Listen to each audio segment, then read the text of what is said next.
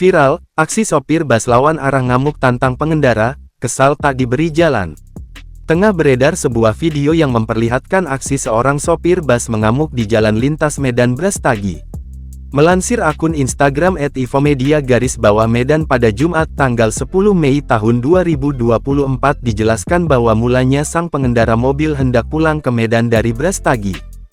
Pada saat itu, kondisi sedang hujan dan jalan cukup padat dengan kendaraan.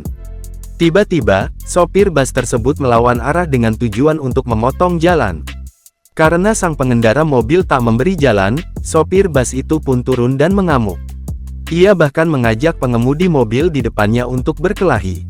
Tampak, pria berbaju abu-abu itu berulang kali mengepalkan tangan dan menggedor kaca mobil tersebut. Sementara di sampingnya ada seorang wanita yang berusaha untuk menenangkan sang sopir.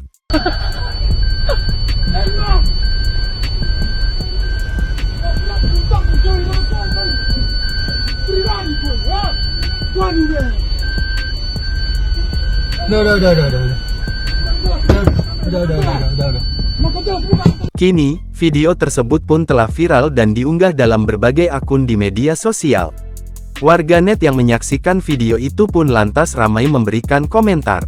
Hingga saat video ini dibuat, pihak Tribun Sumsel.com masih mencari informasi yang lebih mendalam terkait peristiwa tersebut.